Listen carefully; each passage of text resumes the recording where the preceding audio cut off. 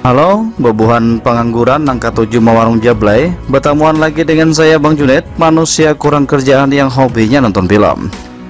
Bagi yang sering nanyain link film atau beberapa pertanyaan lainnya, silahkan gabung di grup Facebook yang ada di deskripsi. Papillon adalah film yang menceritakan tentang seorang narapidana yang berusaha kabur dari penjara pulau paling ketat di tengah lautan. Dan film ini berdasarkan kisah nyata tentang buruknya penjara di masa itu. Film ini dibintangi oleh Charlie Hunnam, disutradarai oleh Michael Noir yang dirilis pada tahun 2017. Berawal ketika seorang bandit bernama Henry Papillon mendatangi tempat kasino.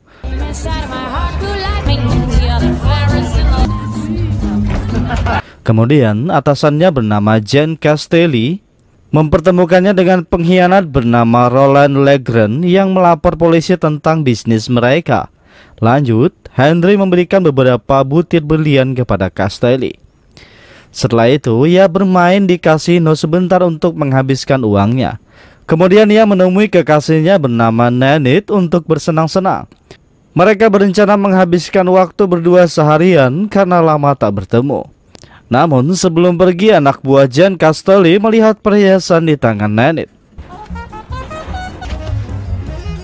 Saat di rumah, tiba-tiba beberapa orang yang ternyata adalah polisi memasuki rumahnya. Polisi itu mengatakan kalau Henry ditahan atas pembunuhan Roland, dan Henry dibawa untuk diinvestigasi lebih lanjut. Beberapa waktu berlalu, Nanette datang menjenguk. Nanette memberitahu Henry untuk mengajukan banding, namun Henry tidak bisa karena ini adalah jebakan. Ia hanya berpikir untuk kabur dari sana. Setelah itu, Nanette diseret pergi karena waktu sudah habis. Di sana, seorang tahanan bernama Julot memperkenalkan diri dan mengatakan kau tidak bisa kabur tanpa uang. Lanjut, mereka dibawa ke tempat pemeriksaan dan Julot memberitahu tahanan bernama Lois Dega adalah jutawan. For a period equal to... He has rid herself of you. Setelah itu, semua tahanan dikirim ke Amerika menggunakan kapal karena Perancis sudah menolak kehadiran mereka. Ketika di kapal, Henry menawarkan perlindungan kepada Dega dengan imbalan uang untuk kabur. Namun, Dega menolaknya karena ada banyak penjaga di sana. Malam harinya, Dega melihat tahanan di sebelahnya dibunuh dengan sadis oleh tahanan lain. Dega hanya bisa melihatnya dengan ketakutan. Esok harinya, Dega menghampiri Henry dan menerima tawarannya asalkan Henry selalu melindunginya sampai di pulau. Malam harinya, pembunuh itu kembali muncul ingin membunuh Dega. Namun Henry datang dan menghajarnya hingga pembunuh itu tidak bisa mengetahuinya.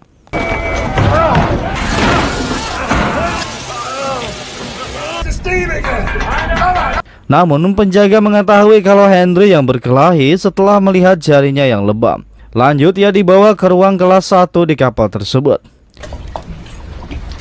Esok harinya mereka sampai di pulau. Julot mulai rencana dengan melukai dirinya sendiri agar bisa beristirahat di rumah sakit.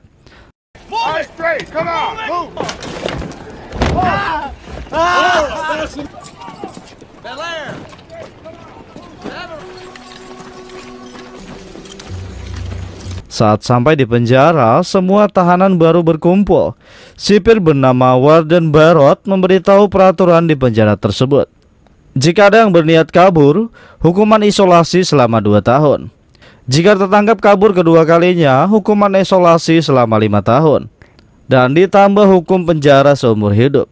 Dan siapa saja yang membunuh akan dieksekusi di depan semua orang. Di dalam, Henry dan Dega meminta bantuan untuk memberikan apa yang mereka mau dengan membayar uang. Orang itu meminta bayarannya segera. Henry langsung menyuruh Dega mengambil uang yang ia simpan di perutnya untuk membayar.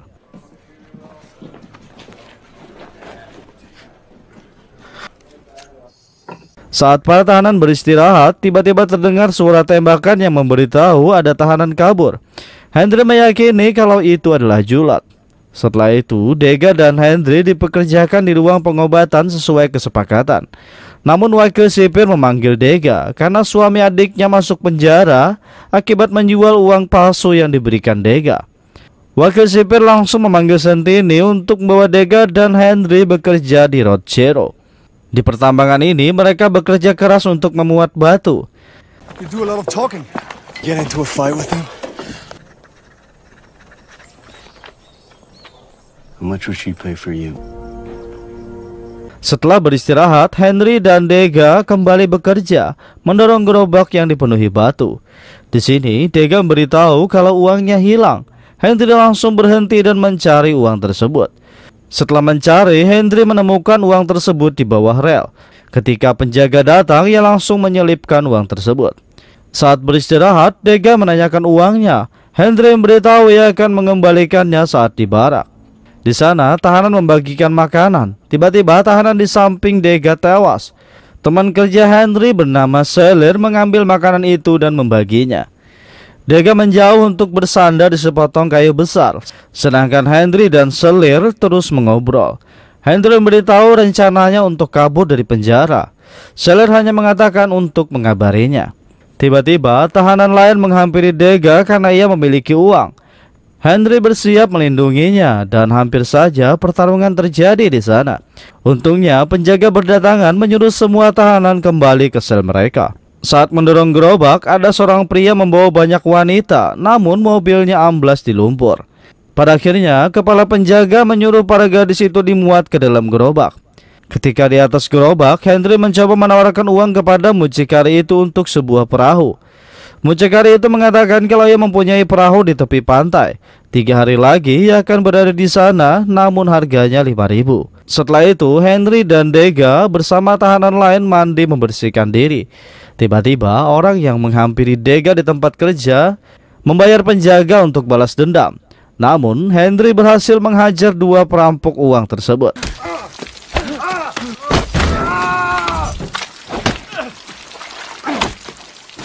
Don't fucking touch me!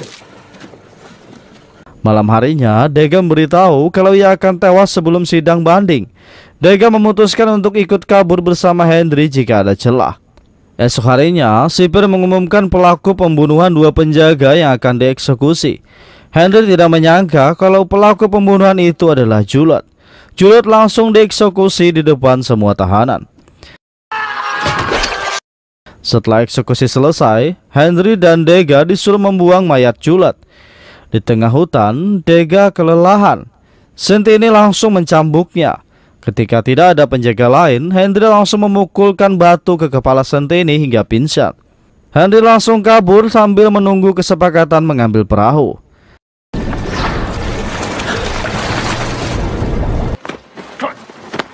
Saat di tepi sungai, ia bertemu orang yang menyiapkan perahu. Namun ternyata orang itu dibayar lebih banyak oleh sipir sehingga Henry kembali ditangkap. Sipir menghukumnya di sebuah pulau bernama Saint Joseph di ruang isolasi selama 2 tahun karena mencoba kabur. Silence must be observed.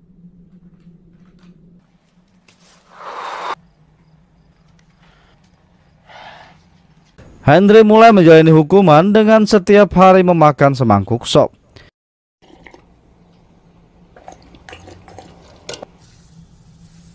Tiba-tiba, Centini bersama anak buahnya datang. Centini menghajarnya sebagai balasan atas perbuatan Henry kepadanya. Enjoy your next 2 years here. Saat Henry istirahat, makanan datang dengan sebelah kelapa. Dan di tempat makanan itu bertuliskan kalau akan selalu ada kelapa di setiap makanan. Henry mengetahui kalau Dega yang sudah melakukannya. Beberapa kali ia mendapat makanan dengan kelapa.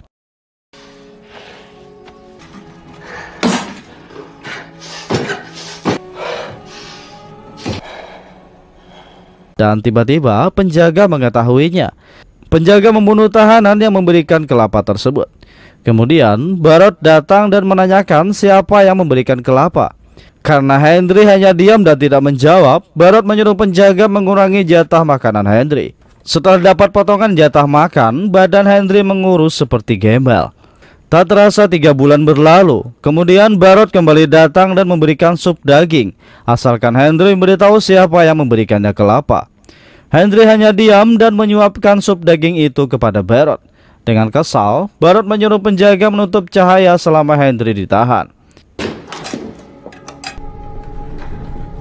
Setelah 1 bulan di ruang gelap itu, Henry seperti berimajinasi kalau ia bisa kabur dari sana. Pada suatu hari setelah terbangun dari tidurnya, ia melihat pintu berangkas yang dulunya sering dia bobol. Namun sayang, semua itu hanya sebuah imajinasi.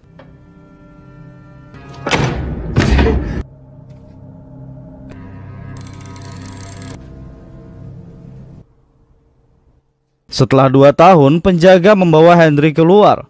Masa isolasinya sudah habis, juga ia sudah dianggap gila. Berpindah ke Dega, di sana ia menjadi pekerja catatan buku milik Barrett. Barrett mengangkatnya karena ia berkelakuan baik. Lanjut, Dega pergi menemui Henry yang dikira sudah gila. Saat sedang mengobrol, ternyata Henry tidak gila. Ia sedang menjalankan rencananya dengan pura-pura gila. Dega memberitahu kalau hari Minggu ini ada sebuah acara dan saat itu mereka memiliki kesempatan untuk kabur. Setelah itu, Henry mengamuk seolah-olah ia memang gila dengan menyuruh Dega pergi. Di sini, penjaga memberikan obat penenang. Namun, Henry tidak menelannya karena ia bukan orang gila. Malam harinya, penjaga yang memperkosa salah satu tahanan bernama Matt Turret. Setelah penjaga pergi, Henry menghampirinya. Henry mengajaknya bergabung dalam pelariannya. Di sini, Matt Turret hanya menganggukkan kepala dan pergi dari sana. Esok harinya, Dega bersama Selir datang. Henry memperdengarkan Matt Turret karena ia akan ikut dalam pelarian tersebut. Lanjut, Henry dan Dega bicara berdua. Dega memberikan uangnya dan Henry memberikan obat penenang gila kepada Dega agar Dega memasukkannya ke minuman penjaga. Saat ingin keluar, salah satu tahanan mengambil obat itu. Untungnya, Dega berhasil mengambilnya kembali walau harus merasakan satu tamparan. Malam harinya, acara dimulai. Matt Turret mulai mengecoh penjaga dengan membawanya ke toilet. Sedangkan Dega memberikan minum yang sudah diberikan obat kepada penjaga. Berpindah ke Henry dan Selir, mereka memasuki toilet dan memukul penjaga yang bersama Matt Turret. Lanjut, mereka turun ketika melihat penjaga sudah pingsan. Namun mereka terlalu cepat untuk kabur karena Dega masih bekerja. Tiba-tiba hujan turun yang membuat lampu di lapangan mati. Dega langsung berlari menghampiri Henry. Saat bertemu, mereka langsung pergi dengan menyelinap agar bisa kabur.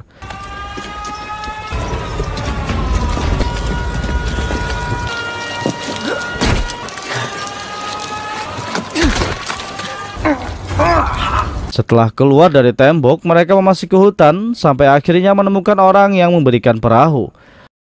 It's okay. This is mine. It's the ways up the river.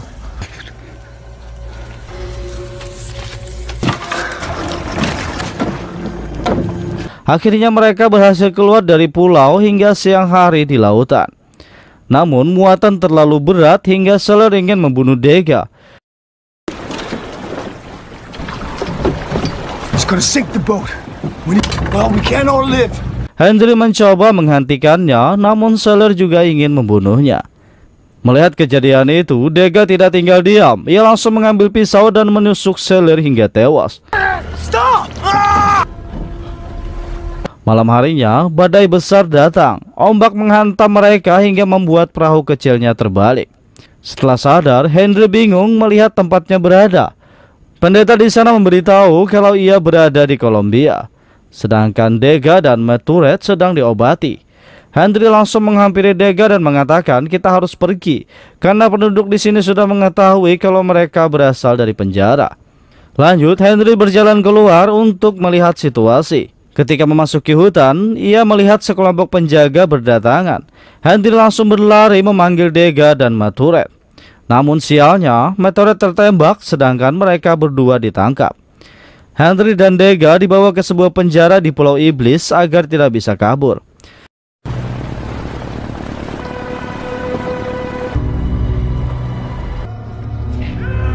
Saat sampai, ia melihat banyak tahanan yang sudah terlalu lama ditahan di sana. Tiba-tiba, Dega menghampirinya. Saat mengambil air, Henry melihat tahanan yang bunuh diri karena putus asa. Lanjut, mereka ke atas untuk melihat lautan. Di sana, Henry berpikir untuk bisa melompat ke laut. Dega memberitahu jika kau bisa melompat, tidak mungkin kau selamat dari ombak. Henry terus berpikir sambil menatap laut. Setelah lama berpikir, Henry memberitahu Dega kalau ia bisa melewati laut dengan mengikuti arus ombak menggunakan rakit. Setelah itu, mereka mulai membuat rakit dengan buah kelapa. Dan Dega memasukkan robekan baju tahanan yang bergambar kupu-kupu ke sebuah botol.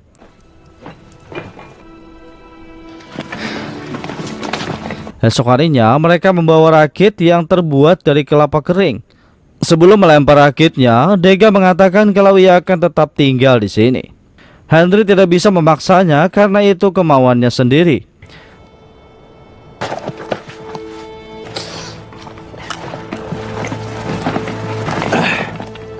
Setelah melempar rakit, Henry juga melompat. Dega mengira kalau Henry tewas saat melompat. Namun nyatanya, Henry selamat dan memanggil namanya. Henry mulai berlayar bersama rakitnya dengan mengikuti arus, hingga ia berhasil menemukan daratan dan menjalani hidup bebasnya. 20 tahun kemudian, Henry pulang ke Perancis dengan naik pesawat. Lanjut, Henry bertemu dengan anak Castelli bernama Jean-Pierre. Pierre tidak percaya Henry berada di depannya. Yang ia tahu, Henry masih buron dan menghilang. Di sini, Henry memberitahu ia hanya ingin memberikan riwayat hidupnya karena sekarang ia tinggal di Venezuela. Setelah menerima catatan itu, Pierre melihat robekan baju tahanan lambang kupu-kupu yang diberikan Dega. Henry memberitahu kalau ia menulis semua itu atas keinginan istrinya. Di sini terlihat Henry menulis tentang sejarah penjara di Guiana, Prancis. Henry meminta Pierre untuk mempublikasikan tulisannya di Prancis. Karena lebih dari 80.000 tahanan yang dikucilkan atau tidak bisa kembali ke negara Prancis akibat kejamnya perlakuan orang-orang di sana. Dan selanjutnya film pun berakhir. Saya ucapkan terima kasih Gaisan Babuhan Pian yang masih setia menonton video editan saya yang seadanya ini. Sudi kiranya kalian subscribe dan tekan tombol lonceng agar mendapatkan pemberitahuan ketika video baru diupload di channel ini. Perlu kalian tahu, sekarang Bang Junet sudah upload tiap hari, jadi tetap stay di channel Bang Junet. Subscribe, apa channelnya? Baru bigi barang masuk deh. Like and share and subscribe.